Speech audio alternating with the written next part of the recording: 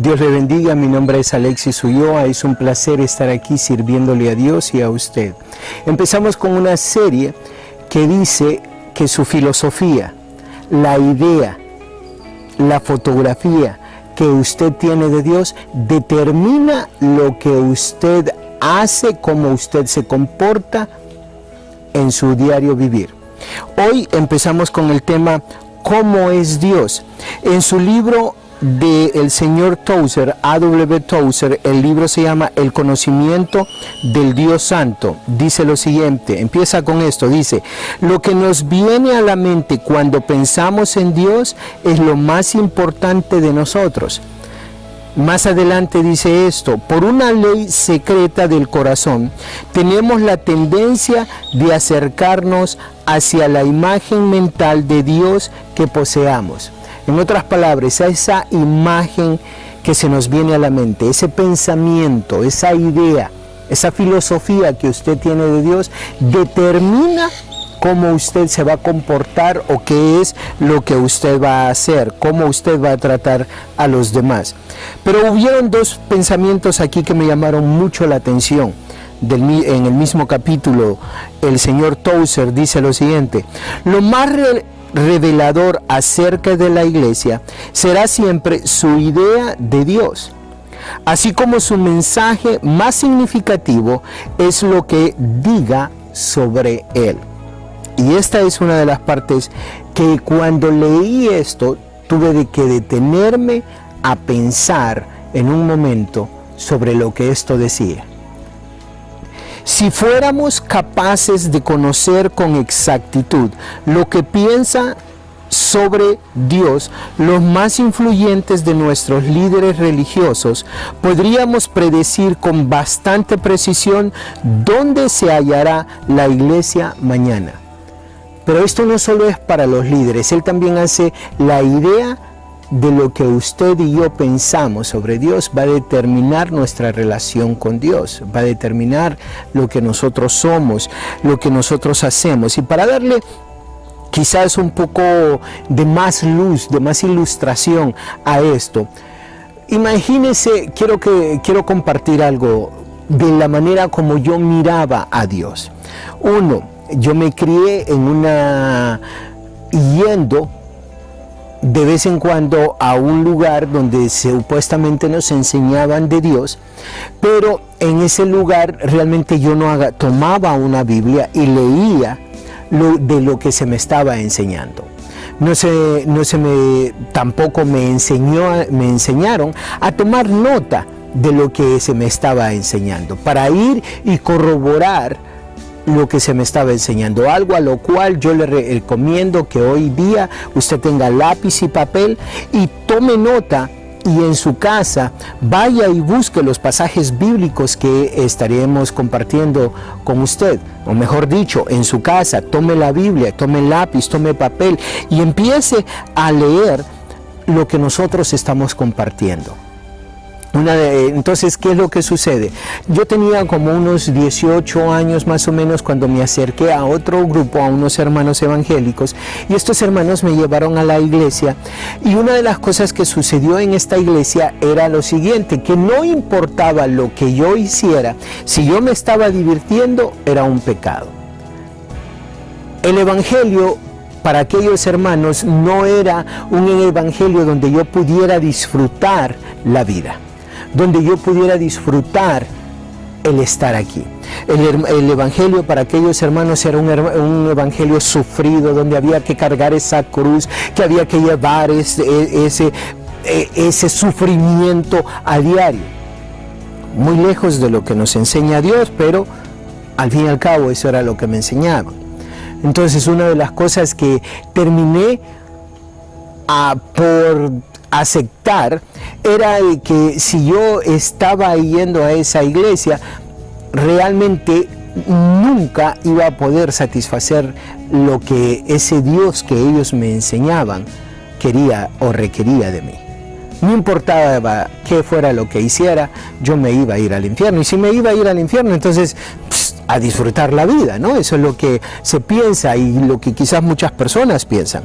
Bueno, años después, unos 3, 4 años después, yo ya tengo mi hija. me acerco a otra iglesia donde nos enseñan, me acepto a Jesucristo como mi Salvador, me bautizan, y fue donde prácticamente se puede decir desarrollé mi carrera, por decirlo así, mi relación con Dios. Lo que sucedía en esta denominación era que me decían, me abrían la Biblia, me enseñaban lo que la palabra me decía, pero de una u otra manera nunca me aprendí o nunca me enseñaron que no era lo que yo hacía o el esfuerzo que yo hiciera, sino que era el Espíritu Santo viviendo a través de mí. Que realmente yo no podía vivir una vida como Jesucristo, que el único ser que puede vivir la vida como Jesucristo la vivió mientras estaba aquí es Jesucristo mismo. Pero que el Espíritu Santo, si yo permito que el Espíritu Santo viva a través de mí, que Dios viva a través de mí por medio de su Espíritu, entonces yo puedo vivir una vida santificada. Y eso es lo que vamos a estar buscando hacer en su programa, Una Conexión con Dios. Ayudarle a usted a tener una conexión con Dios, ayudarle a usted a crear una relación con Dios. No me malinterpreten, no que si usted va a una iglesia, no que quizás no estén ayudando en ello. Simple y sencillamente esto va a reforzar quizás lo que a usted ya le están enseñando. Y si no, bueno, es una manera de cómo ir y corroborar lo que le estamos enseñando aquí, ir a la Biblia, ir a la palabra de Dios y aprender a crear esa relación con Dios, no a saber de Dios, porque yo puedo saber de Donald Trump, yo puedo saber de Barack Obama, yo puedo saber de la persona que usted quiera, de Juan, de Pedro, de la persona que usted quiera mencionar, pero no puedo tener una relación con ellos, lo que Dios quiere con usted y conmigo es una relación íntima, una relación donde nos podamos llegar a acercar a Él y saber exactamente lo que Él quiere de parte de nosotros y cómo nosotros podemos transformar nuestra mente y nuestro corazón. Y bueno, vamos a poner la base para crear esa relación, esa base para crear esa idea de Dios. Vamos a hablar sobre 3 puntos. De antemano le digo, hoy vamos a tocar 2. El próximo domingo estaremos tocando, en el próximo programa estaremos tocando el punto número 3 y cómo lo podemos aplicar. Pero bueno, vamos con el punto número 1. Y el punto número 1 es, Dios no es como nosotros. Dios no piensa como usted o como yo. Dios no hace las cosas como las hace usted o como las hago yo. Dios está en una categoría completamente diferente, completamente fuera de nuestro alcance. Y lo que sucede es que nosotros como seres humanos tendemos a querer poner a Dios en una caja, en una manera de pensar, en una manera de ser como lo somos nosotros. Y muchas de las veces incluso cometemos este error. Miramos a una persona a la cual nosotros admiramos por su liderazgo, por su comportamiento, por su integridad, por su moralidad, y hacemos de esa persona, decimos, bueno, más o menos es así, nada más que unas 10 veces mejor, o unas 100 veces mejor, o unas 1000 veces mejor, o 1.000.000 de veces mejor que esta persona. Ese es Dios. No podemos estar más largo de la realidad. No hay. Okay. No existe una persona, un ser humano. El único ser humano que era Dios, que vivió aquí entre nosotros, es Jesucristo. Y una de las cosas que también necesitamos tener en claro es que no importa la idea que nosotros tengamos de Dios, tenemos una idea distorsionada. El detalle es qué tan distorsionada es la idea, el concepto que usted tiene sobre Dios, que yo tengo sobre Dios. Eso es la diferencia. No hay una persona que tenga la idea exacta, completa. El único que la tuvo fue Jesucristo, y es al que tratamos de imitar día a día. Me gusta lo que dice Isaías en el capítulo 40, versículo 25, dice lo siguiente: ¿a qué pues me haréis semejantes o me compararéis? Dice el Santo.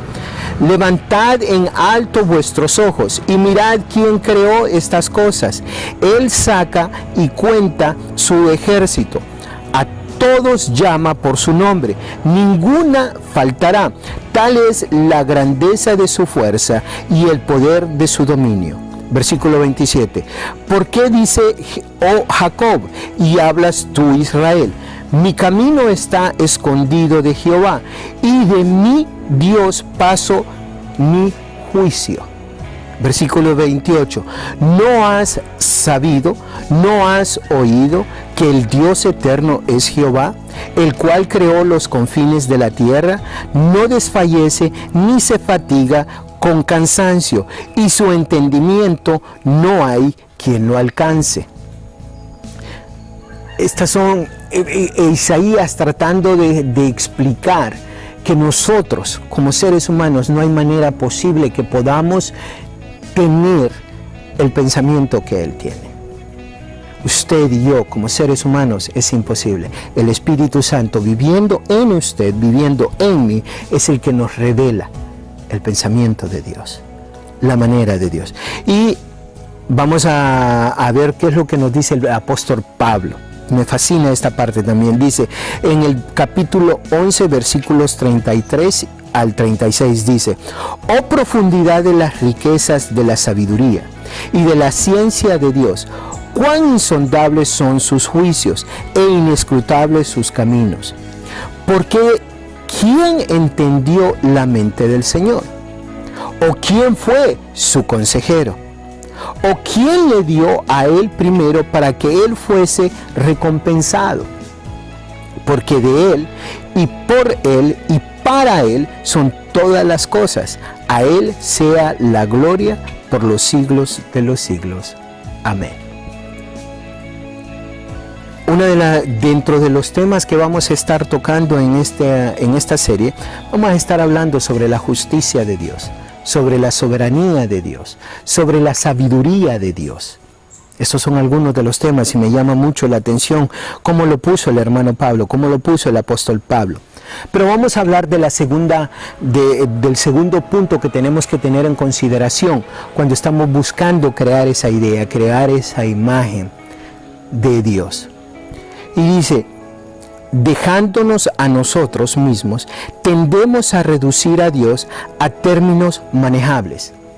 Más o menos parecida a la primera, nada más que en la primera queríamos dejar en concreto que no hay nada que podamos pensar, o mejor dicho, Dios no se parece a nosotros. Ahora, lo que sucede con la segunda es que si nos dejamos a nosotros mismos, nosotros tratamos de reducir a Dios a nuestros términos, a una manera de cómo comprenderlo, cómo entenderlo desde el punto de vista humano, desde el punto de vista suyo y mío, desde el punto de vista del conocimiento suyo y mío. Y vamos a estar muy largo de esa parte. En Éxodos, le recomiendo que lea Éxodos 32, del 1 al 6. Voy a leer solo el versículo 1, dice lo siguiente: viendo el pueblo que Moisés se tardaba en descender del monte, se acercaron entonces a Aarón y le dijeron: levántate, haznos dioses que vayan delante de nosotros, porque a este Moisés, el varón que nos sacó de la tierra de Egipto, no sabemos qué le haya acontecido.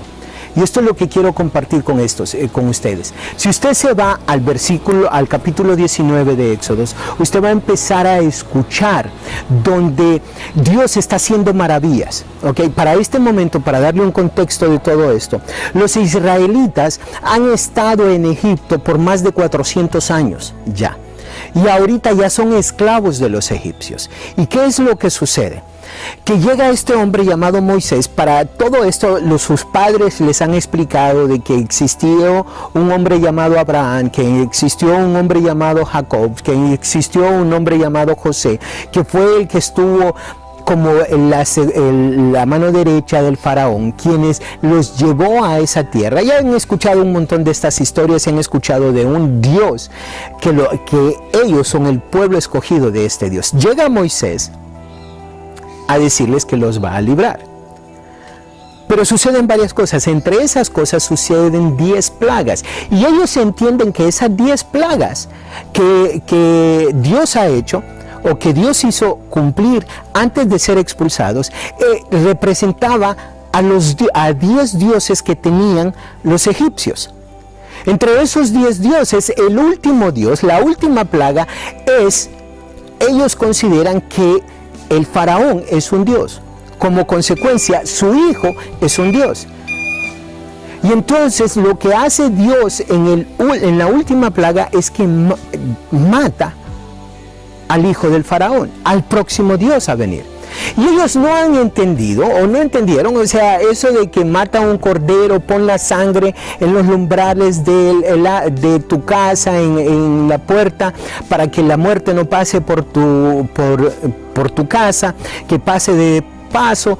Que todas estas cosas es algo que está confundido, pero llegó el momento donde a la medianoche llegan los egipcios, le dan oro, le da plata, le da una serie de cosas y váyanse, no los queremos aquí, váyanse de nuestra tierra. Y sale corriendo usted con sus hijos, con su familia, y llega el momento donde el faraón se arrepiente, los empieza a seguir y los va a destruir. Está la montaña de un lado, está el mar del otro y el faraón que viene de este lado. Y usted ya no tiene escapatoria. Y viene este tipo llamado Moisés y levanta su mano, se abre el mar. Oiga bien, se abre el mar se abre donde se hace una calle, donde usted empieza a caminar en seco y empieza a atravesar el mar en seco. Y mira, mientras usted va atravesando el mar, usted mira hacia los lados, mira hacia la izquierda, mira hacia la derecha y mira donde el agua es como que si estuviera una pared y está sostenida como por un edificio de, qué sé yo, 10, 15 pisos. Gigantesco lo que usted mira. Y usted está pasando en una calle completamente seca. Pero después de que usted pasó, y pasaron estos 2 o 3 millones de personas, y venían los egipcios, entonces el mar vuelve a su curso y ahoga a todos los egipcios. Y días después empieza a darle de comer, empieza a caer del cielo lo que usted va a comer. Óigame bien, usted empieza a caer del cielo lo que usted va a comer todos los días. Y dentro de eso empieza el momento donde usted le empieza a decir a Moisés, ¿qué sucede? Solo pan, no tenemos carne. Y bueno, entonces vienen y le empieza a dar carne también. Y lo que sucede es esto, que usted tiene que agarrar solo lo que va a comer ese día, porque para el siguiente día eso se va a podrir. Usted solo va a recoger lo que se come ese día. Día tras día está cayendo la comida.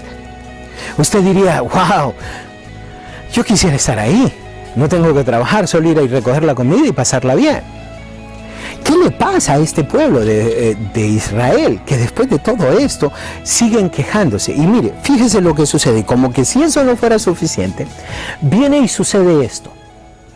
Dios quiere hacer un pacto con usted. Dios quiere que usted escuche su voz. Dios quiere que usted lo conozca.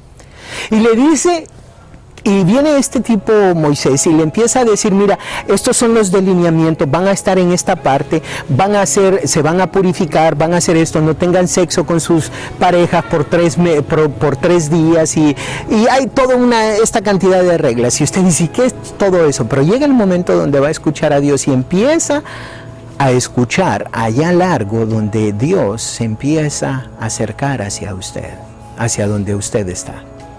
Y escucha truenos, escucha fuego, escucha una bulla, como una trompeta sonar y empieza a ver que la tierra tiembla. ¿Y qué es lo que sucede? Cuando usted empieza a ver eso, usted está su cara al suelo. Usted no puede ver, usted no lee en la Biblia que alguien haya tenido un contacto con Dios y que esté parado. Toda aquella persona que usted ha escuchado que ha tenido un contacto directo con Dios está postrado. No hay otra cosa más que postrarse. Y está usted postrado y Dios empieza a hablar con Moisés y Dios le empieza a decir a Moisés que vamos a hacer un pacto. Y usted como entiende, que como ya usted, de acuerdo a lo que usted ha entendido, lo que es un pacto, tiene que haber sangre y van a haber reglas. Entonces Dios le empieza a decir a Moisés: no crearás ningún otro Dios, no te harás una imagen, no harás nada. Pero en ese momento usted llega, el pueblo en sí, todo el pueblo, le empieza a decir a Moisés: ¿sabes de qué, Moisés? Ve tú y habla con Dios y dinos tú lo que Él espera de nosotros. No vaya a ser que muramos en este momento que estamos en presencia de Él. Y eso es lo que sucede. Estamos hablando de Éxodo 19. Si usted quiere saber, Éxodo 19, se va y lee esa parte. Ahora, ¿qué es lo que sucede con eso? Moisés se va a hablar con Dios, a recibir las reglas, a recibir las ordenanzas de parte de Dios. Y pasa un tiempo, y después de que ha pasado un tiempo, Moisés no regresa, y adivine qué es lo que hacen los israelitas, adivine qué es lo que hace ese pueblo. Viene ese pueblo y empieza a pedirle a Aarón que le haga un Dios. Usted dirá: ¿pero y qué les pasa? Salieron de la tierra de Egipto, miraron las 10 plagas, miraron cómo el mar se abrió, están comiendo sin trabajar. ¿Qué les pasa? ¿Por qué están yendo a pedir un Dios? ¿No se ha preguntado usted eso alguna vez? ¿No se ha preguntado cómo es que el pueblo de Israel, después de mirar tantos milagros, por qué le pide a Aarón que les haga un rey, que les haga un Dios, que haga una figura? Y ahorita vamos a entrar en eso, pero déjenme le termino el contexto de esto. Bueno, viene Aarón y usted sabe, la presión de la gente que lo conoce, la presión de la gente cercana a usted, la presión del medio ambiente, la presión de la sociedad, hace que Aarón decida hacerles un Dios. Y dice: traigan oro, plata, traigan bronce y vamos a hacer los dioses. Y llega el momento donde empieza, ya están hechos los dioses y vamos a celebrar. Ahora sí, llegó el momento. Vamos a celebrar. ¿Y qué significa celebrar, honorar a los dioses en aquel entonces? ¿Sabe qué es lo que significa? Ir y hacer orgías. O como lo que dirían en Estados Unidos, la fiesta de despedida de soltero del hombre, se van para Las Vegas. Como dirían en Honduras, en algunos lugares, el mejor lugar que se me ocurre es Ceiba, el carnaval de Ceiba. No sé, nunca lo he vivido, me dicen que es una locura, que es diversión, que es fiesta, que es esto, que es aquello. Posiblemente sea eso. El punto que le quiero dar es que cuando en aquel tiempo, cuando se le decía celebrar y hacer eso, a eso se refería. A honrar y venerar a ese Dios haciendo esas cosas. Eso era. Es la versión de que muchas veces hacemos un carnaval, la feria, qué sé yo, cosas por el estilo. Al punto que quiero llegar es que después de que todos los milagros que han visto, que han vivido, y piden un Dios.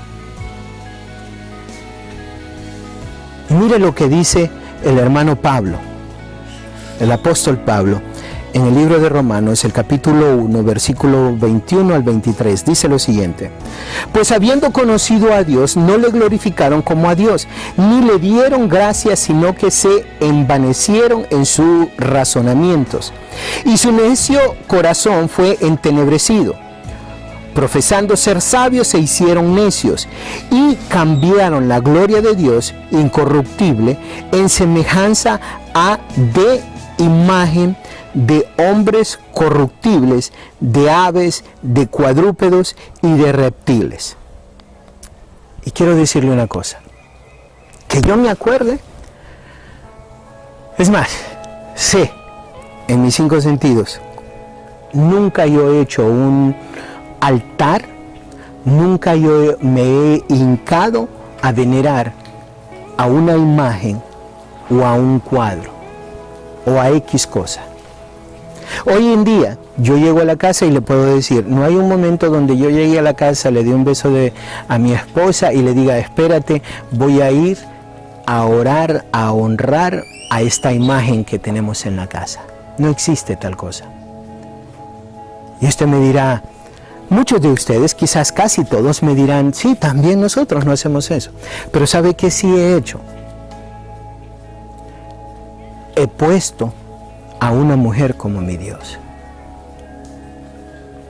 Cuando me quedé con la custodia de mis hijas, puse a mis hijas como mi Dios.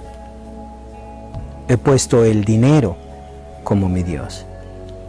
He puesto mis negocios como mi Dios. He puesto mi trabajo como mi Dios. He puesto tantas otras cosas como mi Dios. Y posiblemente los israelitas crearon una imagen, crearon una figura. Pero en este momento, cuando nosotros decimos y empezamos a criticar a los israelitas, porque cómo es que después de todo lo que Dios había hecho para ellos, hicieran tal cosa, yo le digo, ¿cómo es que después de ver la maravillosa creación de Dios a nuestro alrededor, cómo es que usted pone cualquier otra cosa por enfrente de Dios?